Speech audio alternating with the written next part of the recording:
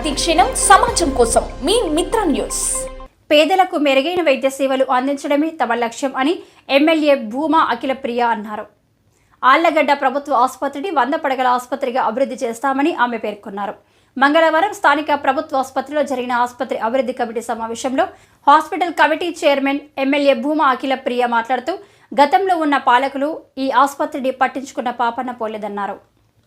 తాను ఎమ్మెల్యేగా గెలిచిన తర్వాత ఆసుపత్రికి వచ్చి ఇక్కడ కనీస సౌకర్యాలు కూడా లేకపోవడంతో వెంటనే నిధులు మంజూరు చేయించి ఆసుపత్రిలో అదనపు గదులు, ICU, labour room, operation theatre, general ward సదుపాయాలను కల్పించేందుకు చర్యలు తీసుకోవడం జరిగిందన్నారు.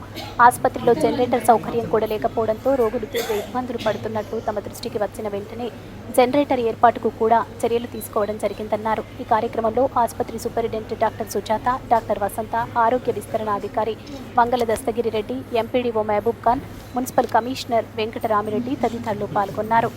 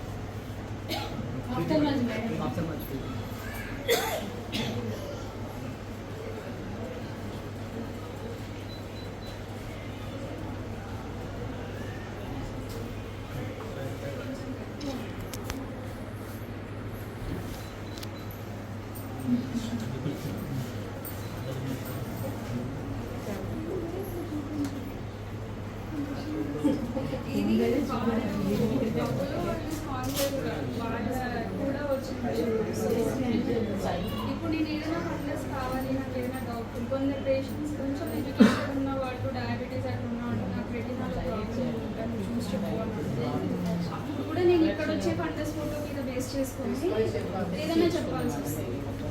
ఇప్పుడు లెన్సెస్ అన్ని మా అక్యురసీ ఉండదు, జస్ట్ ప్రాబబిలిటీ.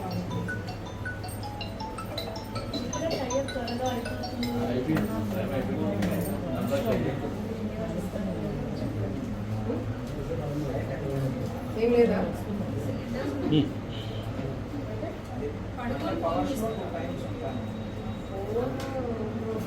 ఎందుకంటే ఒక పనిలో కరెక్ట్గా సిలిండర్స్ వస్తున్నాయి.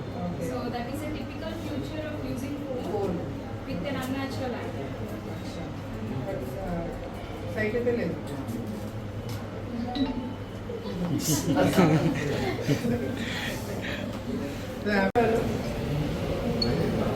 ఈరోజు ఆళ్లగడ్డలో గవర్నమెంట్ హాస్పిటల్లో ఈ కమ్యూనిటీ హెల్త్ సెంటర్ ఆళ్లగడ్డలో హాస్పిటల్ కమిటీ అనేది ఏర్పాటు చేయడం జరిగింది. ఈ కమిటీ కొత్తగా ఫామ్ అయింది. ఈ ప్రభుత్వం వచ్చిన తర్వాత, తెలుగుదేశం పార్టీ ప్రభుత్వం వచ్చిన తర్వాత ఈ కమిటీ కొత్తగా ఫామ్ అయింది. కొత్త మెంబర్లు కూడా ఎక్కడం జరిగింది. మరి ఈ సందర్భంగా మీటింగ్లో మామూలుగా అయితే హాస్పిటల్ డెవలప్మెంట్ కోసము, లేకపోతే ఇంకా అవసరాల కోసము ఎక్కడెక్కడ ఏమేమి ఖర్చులు ఉన్నాయని చెప్పి కూడా ప్రభుత్వం దృష్టికి తీసుకొని వెళ్ళి సంవత్సరానికి ఎంత డబ్బు ఖర్చు పెట్టాలా, ఎంత డబ్బు ప్రభుత్వం ఇవ్వగలుగుతుంది, దానివల్ల ఏం పనులు చేసుకోవాలని చెప్పి ఈ మీటింగ్ కూడా పెట్టుకోవడం జరుగుతుంది.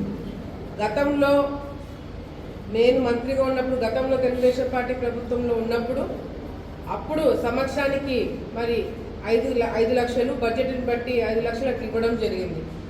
పోయిన ప్రభుత్వంలో అంటే 19 నుంచి 24 ఈ 5 సంవత్సరాల్లో కూడా గత 5 సంవత్సరాల్లో కూడా సంవత్సరానికి 1,50,000 2 లక్షల రూపాయలు ఇవ్వడమే, అది కూడా పోయిన 2 సంవత్సరాలు కూడా 1 రూపాయి కూడా ఈ హాస్పిటల్ డెవలప్మెంట్కి 1 రూపాయి కూడా ఇవ్వలేని పరిస్థితులలో గత ప్రభుత్వంలో నాయకులు ఉన్నారు. కానీ ఎప్పుడు ప్రెస్ మీట్లు పెట్టినా, ఎప్పుడు ప్రెస్ వాళ్ళు కనిపించినా ఆలగడ్డకి మీరు ఏం చేశారని ఎవరైనా అడగడం ఆలస్యము, ఆలగడ్డకి నేను 50 పడకల హాస్పిటల్ తీసుకొచ్చిన, ఆలగడ్డ హాస్పిటల్ గవర్నమెంట్ హాస్పిటల్ బ్రహ్మాండంగా నేను డెవలప్మెంట్ చేశానని చెప్పి వైసీపీ నాయకులు చెప్పుకోవడమే తప్ప ఒక్క పని కూడా చేత కాలేకుండా ఈరోజు కేవలము మాటలకు మాత్రమే పరిమితమైనారు. కానీ ఈరోజు ఈ ప్రభుత్వం వచ్చిన తర్వాత నేను మొన్న గవర్నమెంట్ హాస్పిటల్కి వచ్చినప్పుడు ఇక్కడ ఇన్స్పెక్షన్ చేసినప్పుడు మాట్లాడినప్పుడు కాంట్రాక్టర్తో మీ మీడియా మిత్రుల ముందరే కాంట్రాక్టర్కి ఫోన్ చేసి వెంటనే పనులు మొదలు పెట్టాలి అని చెప్పి ఇన్స్ట్రక్షన్స్ ఇవ్వడం జరిగింది. దానికి తగినట్టుగానే మన పైన ఆల్రెడీ మరి ఆపరేషన్ థియేటర్ కావచ్చు, వార్డులు కావచ్చు, ఇవన్నీ కూడా ఆల్రెడీ మొదలు పెట్టడం జరిగింది. బ్యాక్ సైడ్ అంటే ఈ గత 5 సంవత్సరాలు వైసీపీ నాయకులు ముందర మాత్రమే చేసి ముందర ఫోటోలు కొట్టుకొని వెనకలంతా కూడా వదిలేయడం జరిగింది. మళ్ళీ బ్యాక్ సైడ్ కూడా వర్క్ స్టార్ట్ చేశారు. బ్యాక్ సైడ్ లో కూడా labour room, ICU, general wards ఇవన్నీ కూడా ఆల్రెడీ పనులు మొదలు పెట్టడం జరిగింది. నేను గతంలో మొన్న వచ్చినప్పుడు కూడా జనరేటర్ లేదు, కరెంటు పోయినప్పుడు కానీ ఏదైనా ఆపరేషన్ ఏదైనా ఎమర్జెన్సీ ఉన్నప్పుడు కూడా టార్చ్లు పెట్టుకొని నైట్ టైం ఏదైనా ఎమర్జెన్సీ వస్తే చేయాల్సిన పరిస్థితి చెప్పిన వెంటనే కాంట్రాక్టర్తో మాట్లాడడం జరిగింది. జనరేటర్ కూడా శాంక్షన్ చేయించడం జరిగింది. అది కూడా తొందరలోనే శాంక్షన్ చేయించిన జనరేటర్ కూడా తొందరలోనే పెట్టడం జరుగుతుంది. ఇట్లా ఈ విధంగా వీళ్ళు చేసింటే గతంలో నాకు తెలిసి 4 నెలల్లో పనులు అయిపోయాయి. కానీ 50 పడకల హాస్పిటల్ అనేది 2019లో నేను మంత్రిగా ఉన్నప్పుడు ఎన్నికలకి ముందు శాంక్షన్ అయినవి ఇంతవరకు పనులు కంప్లీట్ చేయలేకపోయినారు. మళ్ళీ మేము గెలిచిన తర్వాత మళ్ళీ తెలుగుదేశం పార్టీ అధికారంలోకి వచ్చిన తర్వాత మేము హడావిడి చేస్తే గానీ మళ్ళీ పనులు మొదలు పెట్టలేని పరిస్థితి ఈరోజు కనిపిస్తుంది. వీళ్ళు ఈరోజు వైసీపీ నాయకులు వీళ్ళు ఈరోజు అధికారంలో ఉంటే ఏ విధంగా చేయాలి, వీళ్ళు నాకు సలహాలు ఇస్తున్నారు. వీళ్ళు చేత కాకుండా 5 సంవత్సరాలు దోపిడీ చేసి 5 సంవత్సరాలు ప్రజల్ని ఇబ్బంది పెట్టి అభివృద్ధికి ప్రజల్ని దూరం చేసి వీళ్ళు ఈరోజు వచ్చి నీతులు చెప్తుంటే మేము వినాల్సిన పరిస్థితి కనిపిస్తుంది. నీతులు చెప్పడమే కాదు, అబండాలు వేస్తున్నారు, అవినీతి చేస్తున్నారు. వచ్చి 2 నెలలు కూడా కాలేదు, ఈరోజు అవినీతి కార్యక్రమాలు చేస్తున్నామని చెప్పి కూడా తప్పుడు ప్రచారాలు చేస్తున్నారు. కానీ మా వాళ్ళ అమాయకులు కాబట్టి ఊరికే దాన్ని వింటూ కూర్చున్నారే తప్ప ఈరోజు చెప్పలేని పరిస్థితిలో ఉన్నారు. ఈరోజు నేను చెప్తున్నా, తెలుగుదేశం పార్టీ నాయకులందరూ కూడా ఎవరైనా వైసీపీ నాయకులు అవినీతి చేశామని మాట్లాడితే వెంటనే మీరు స్పందించాల్సిన అవసరం ఉంది. వాళ్ళ పాపాన్ని వాళ్ళు పోతారని అనుకోవడానికి లేదు. ఈరోజు వాళ్ళ పాపాలు ఈరోజు వాళ్ళు చేయడమే కాకుండా మనం చేసే మంచి పనులు కూడా అడ్డుకోవాల్సిన పరిస్థితి ఈరోజు కనపడుతుంది. ఈరోజు వీళ్ళు ఈరోజు కూర్చొని ఏ పని చేతగాక 5 సంవత్సరాలు ఈరోజు ఇళ్లలో కూర్చున్నారు. మేము ముఖ్యమంత్రి దగ్గరికి ఈరోజు ఎన్నిసార్లు పోయినాము, ఎంతమంది మంత్రులను కలిసినాము, ఎన్ని నిధులు తీసుకురావడానికి ప్రయత్నం చేసినాము. ఈరోజు తాగునీటి సమస్య ఎక్కడ కూడా ఉండడానికి వీలు లేకుండా ఈరోజు అన్ని జాగ్రత్తలు తీసుకోవడమే కాకుండా మంత్రులను కలిసి ఎక్కడ కూడా ఫైల్ మధ్యలో ఆగిపోకుండా అన్ని చర్యలు కూడా తీసుకొని ఈరోజు పై లెవెల్లో మేము పనులు చేసుకుంటూ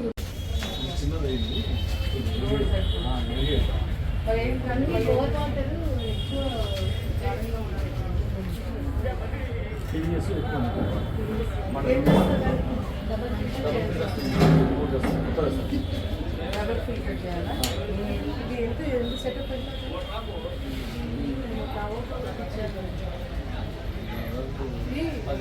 ఇప్పుడు మనకి టౌన్ లో కూడా హార్డ్ వాటర్ వస్తుంది.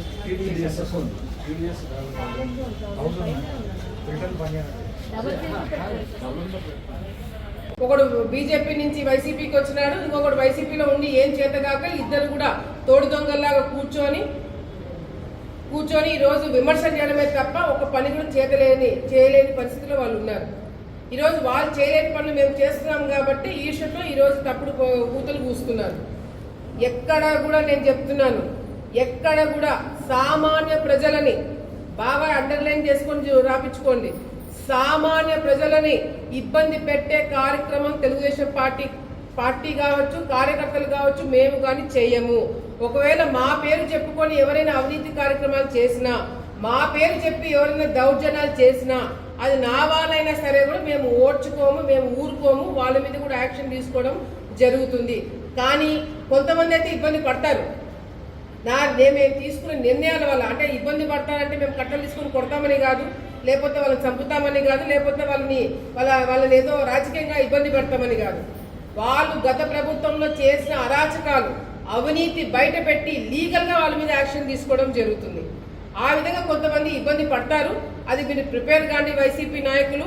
అంతేగాని వైసీపీ నాయకులు చేసిన అరాచకాల మీద మేము లీగల్గా యాక్షన్ తీసుకోవడం వల్ల వాళ్ళు ఇబ్బంది పడతారే తప్ప సామాన్య ప్రజలు ఎక్కడ కూడా ఇబ్బంది పడకుండా చూసుకునే బాధ్యత నాది. ఎవరైనా తప్పుడు ప్రచారాలు చేసినా, ఎవరైనా పిచ్చి పిచ్చి కూతలు కూసినా మీరు దయచేసి దాన్ని నమ్మకండి. ఎందుకంటే నేను ప్రతిపక్షంలో ఉన్నప్పుడు ఏ విధంగా ఉన్నానో అధికార పార్టీలోకి మేము వచ్చి గెలిచిన తర్వాత ఇంకా జాగ్రత్తగా ఉండాల్సిన బాధ్యత నా మీద ఉంది. డెఫినెట్గా మా వాళ్ళు ఎక్కడైనా చిన్న చిన్న పొరపాట్లు చేసినా కూడా దాన్ని కంట్రోల్ చేసే బాధ్యత నాది. కానీ ఎవరు ఏ తప్పు చేయకుండా అనవసరమైన, గతంలో కూడా మేము అధికారం పార్టీలో లేకపోయినా కూడా తప్పుడు ప్రచారాలు చేసి మా మీద బురద జల్లినారు. ఇంకా అధికారం పార్టీలో ఉంటే ఇంకెంత స్థాయిలో బురద జల్లుతారో మీరు అందరూ కూడా చూడాలా. సో దయచేసి ఎవరైనా ఏదైనా చెప్పినా కూడా నమ్మకండి. మీకేదైనా సామాన్య ప్రజలకి, వ్యాపారస్తులకి, డాక్టర్లకి, లాయర్లకి ఎవరికైనా ఏదైనా ఇబ్బంది కలిగితే మాకు వెంటనే మా పేరు వాడుకుంటున్నారంటే మాకు చెప్పండి. వాళ్ళని కంట్రోల్ చేయించే బాధ్యత మాది అనేది కూడా నేను ఎంక్వైరీ పెట్టించబోతున్నాను. ఎవరైతే పిచ్చి పిచ్చి కూతలు కూసి ఈరోజు మేము అరాచకాలు చేస్తున్నాము, అవినీతి చేస్తున్నామని చెప్పి తప్పుడు కూతలు కూసారో ఆర్డీఓ స్థాయిలో ఎంక్వైరీ పెట్టించబోతున్నాను. ఎంక్వైరీలో ఎవరు ఎటువంటి తప్పు చేయలేదు, ఇక్కడ ఏమి జరగలేదు అని చెప్పి ఎంక్వైరీలో తేలితే మాత్రము తప్పుడు కూతలు కూసిన వాళ్ళ మీద మేము కేసులు పెట్టడం కూడా జరుగుతుందని చెప్పి కూడా సందర్భంగా తెలియజేసుకుంటాం. కానీ వాస్తవాలు ఉంటే, మీ దగ్గర వాస్తవాలు ఉండి ఆధారాలు ఉంటే మాత్రం దానికి తగినట్టుగానే ఎవరైతే తప్పు చేస్తారో వాళ్ళ మీద యాక్షన్ తీసుకునే హక్కు కూడా ఆ కమిటీకి ఇవ్వడం జరుగుతుందని చెప్పి కూడా సందర్భంగా ప్రజలందరూ కూడా తెలియజేసుకుంటున్నాం. సో దయచేసి మీడియా మిత్రుల ద్వారా నేను చెప్పేది ఏంటంటే, ఎవరైనా ఎవరైనా అబండాలు వేసినా, ఎవరైనా ఏదైనా చెప్పినా కూడా దయచేసి దాన్ని ఆధారాలు అడగండి. ఈరోజు ప్రెస్ మీట్లు పెట్టి గొప్ప గొప్ప మాటలు చెప్పినారు. 5 సంవత్సరాలు అధికారంలో ఉన్నారు. నేను గతంలో మంత్రిగా ఉన్నా. 5 సంవత్సరాలు వైసీపీ నాయకులు అధికారంలో ఉండి నేను ఒక్క అవినీతి చేశానని నిరూపించలేకపోయినారు. మంత్రిగా ఉండి నేను అవినీతి చేయలేదు, కానీ ఈరోజు ఆ ఎమ్మెల్యేగా ఈ 2 నెలలు కాలేదు అప్పుడే అవినీతి చేశానని చెప్పి తప్పుడు మాటలు మాట్లాడుతున్నారు. సో ప్రజలందరూ కూడా దయచేసి ఇవన్నీ కూడా నమ్మకుండా, మా మీద నమ్మకంతో మీరు మాకు టైం ఇవ్వండి. అన్నీ కూడా సెట్ చేసి ప్రజలకు మంచి చేసే కార్యక్రమం మేమందరం కూడా ముందుకెళ్తున్నాము. హాస్పిటల్ డెవలప్మెంట్ విషయంలో ఎటువంటి కాంప్రమైజ్ మేము కాము. ఇది 50 బెడెడ్ కాదు, 100 పడకల హాస్పిటల్ 5 సంవత్సరాలు చేసి చూపించే బాధ్యత నాదని చెప్పి కూడా ఆలగడ్డ ప్రజలకి, ఇక్కడ ఉన్న స్టాఫ్ అందరికీ కూడా నేను మాటిస్తున్నాను.